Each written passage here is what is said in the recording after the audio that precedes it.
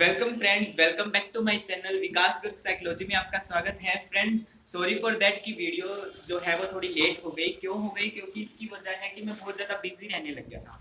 तो आज हम पार्ट नंबर 5 साइकोलॉजी का पढ़ने जाएंगे और उसके अंदर हमारा जो टॉपिक है वो है psychologist at work and psychology in everyday life. इसके बाद हमारा चैप्टर कंप्लीट हो जाएगा। ये लास्ट के 2 टॉपिक्स हैं। तो क्या है psychologist at work? Psychologist at work में क्या है? इसमें मतलब हमने अब तक जितनी भी ब्रांचेस पढ़ी, हमने अब तक जितना भी साइकोलॉजी की ब्रांचेस के बारे में पढ़ा, वो सब हमारा जो आता है वो आता है हमारा साइकोलॉजिस्ट जो है वो उसमें वर्क करते हैं। वो साइकोलॉजिस्ट के बिना नहीं होती। मतलब जितनी भी हमने ब्रांचेस पढ़ी वो सारी ब्रांचेस कोई ना कोई साइकोलॉजिस्ट करता ही करता है। तो इसमें आपके सिलेबस में फिलहाल 5 टाइप की साइकोलॉजिस्ट आते हैं। जो पहला है क्लिनिकल साइकोलॉजिस्ट। क्लिनिकल साइकोलॉजिस्ट में क्या है? क्लिनिकल साइकोलॉजिस्ट ये होता है उसमें मेंटली और मेंटल थेरेपी की जाती है और मेडिकल लाइन में आता है। ये मतलब मेंटली और मेडिकल लाइन में इसको किया जाता है क्लिनिकल साइकोलॉजी को। इसमें 3 टाइप के साइकोलॉजिस्ट आते हैं। पहला आता है न्यूरोसर्जन, उसके बाद में आता है साइकोलॉजिस्ट और उसके बाद में हमारा आता है साइकोलॉजिस्ट। तो न्यूरोसर्जन क्या होता है? न्यूरोसर्जन जो हमारा होता है, न्यूरोसर्जन सिर्फ ब्रेन की सर्जरी करता है। ओके, ब्रेन की सर्जरी कौन करता है? न्यूरोसर्जन। उसके बाद में हमारा आता है साइकोलॉजिस्ट। साइकोलॉजिस्ट का क्या काम होता है? साइकोलॉजिस्ट जो होता है वो हमारे ब्रेन को समझकर, ब्रेन को कैसे, ब्रेन में क्या प्रॉब्लम है उसके अकॉर्डिंग वो बंदे को क्या देता है? मेडिसिन दे देता है, मेडिकली इसको करता है। और जो हमारा साइकोलॉजिस्ट वर्क करता है, साइकोलॉजिस्ट कैसे वर्क करता है? साइकोलॉजिस्ट जो होता है वो ये काम करता है कि वो पर्सन के ब्रेन को समझने की कोशिश करेगा, उसके प्रॉब्लम्स को समझने की कोशिश करेगा कि इसको क्या प्रॉब्लम है। कोई स्ट्रेस है, कोई डिप्रेशन है, तो उसके बारे में जो है वो साइकोलॉजिस्ट काम करता है। उसके बाद में हमारा आता है काउंसलिंग साइकोलॉजिस्ट। काउंसलिंग साइकोलॉजिस्ट क्या होती है? इसमें काउंसलिंग की जाती है। कैसे की जाती है? जैसे मोटिवेशन दिया जाता है, या फिर स्पोर्ट्स साइकोलॉजिस्ट, इसमें साइकोलॉजिस्ट जो है वो भी काउंसलिंग साइकोलॉजी है। और जो डिफरेंट प्लेसेस होते हैं, डिफरेंट प्लेसेस कैसे? जैसे स्कूल्स, कॉलेजेस, मेडिकल सेंटर्स, इन सब में भी काउंसलिंग साइकोलॉजिस्ट का काम होता है। उसके बाद में हमारी आती है कम्युनिटी साइकोलॉजी। कम्युनिटी साइकोलॉजिस्ट में क्या होता है? ये सोशल मीडिया पर वर्क करती है और वहां इनकी काउंसलिंग होती है, वहां पर इनकी काउंसलिंग की जाती है। ये फिजिकली और मेंटली दोनों तरीके से की जाती है।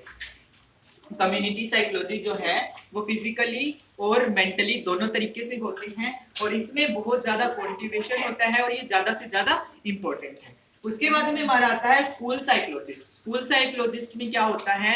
फॉर एग्जांपल, आपको 10th के बाद आपके पेरेंट्स को बुलाया गया।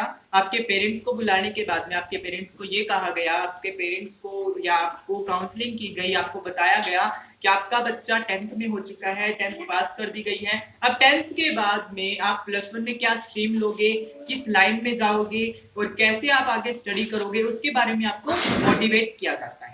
ओके, तो वो होती है स्कूल साइकोलॉजिस्ट। इसका एक और एग्जांपल, सबसे बढ़िया एग्जांपल ये है कि मैं अब आपको पढ़ा रहा हूँ साइकोलॉजी के बारे में, तो मैं साइकोलॉजिकली सोचूंगा कि मैं कैसे एग्जांपल, ऐसे जनरली एग्जांपल लाऊं जो हर कैटेगरी का बच्चा समझ सके या हर बच्चे को समझ आ सके और वो उसको इजी लगे। ओके, उसके बाद में आता है ऑर्गेनाइजेशनल साइकोलॉजी। ऑर्गेनाइजेशनल साइकोलॉजी में क्या होता है?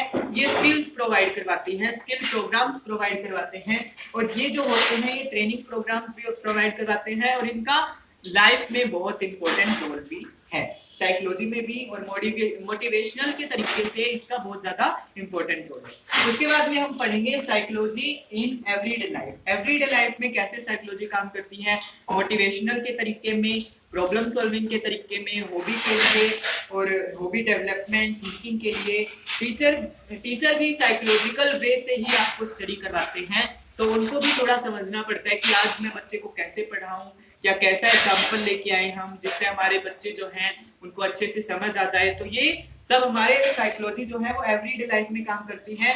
ये मीडिया भी साइकोलॉजिकल से तरीके से ही करती है कि मीडिया ऐसा बढ़ा चढ़ाकर जो बोलती है या फिर मतलब वो साइकोलॉजी की तरीके से कुछ समझती है या सोचती है कि आज मैं ऐसा कैसा जो फील देनी है वो कैसे दूं कि जो सभी का जो जनता का जो फेस मतलब जो माइंड है वो मेरी तरफ अट्रैक्शन हो जाए।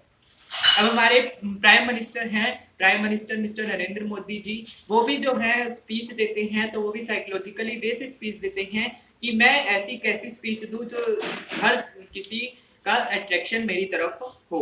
उसके बाद में हमारा क्या है कि ये साइकोलॉजी जो है वो ज्यादा से ज्यादा हमारी एवरीडे लाइफ में यूज होती ही होती है, आने वाले टाइम में भी होएगी, अब भी होती है और पिछले टाइम में भी हुआ करती थी। अब आपको ये बात तो पता ही है कि साइकोलॉजी हम बचपन से पढ़ते आ रहे हैं, लेकिन हमें ये नहीं पता था कि साइकोलॉजी जो है वो एक सब्जेक्ट है। हम हर किसी के बिहेवियर के बारे में पढ़ते हैं, हर किसी के मोटिवेशनल के तरीके को समझते हैं, डिप्रेशन, स्ट्रेस, ये सब हम पढ़ते हैं, पढ़ते तो नहीं है लेकिन हम इसको फील करते हैं, हम इसको बिहेव करते हैं। तो क्या होता है, ये एक साइकोलॉजी ही होती है। तो यहाँ हमारा चैप्टर कंप्लीट होता है। फ्रेंड्स, मेरे चैनल को सब्सक्राइब और लाइक कर देना। अगर ये वीडियो भी अच्छी लगी हो तो कमेंट सेक्शन में जरूर बताना। अब हम अगला जो हम चैप्टर पढ़ने जाएंगे वो चैप्टर नंबर 2 होगा, जो उसकी जल्द ही आपके पास वीडियो आ जाएगी। So thank you so much for watching.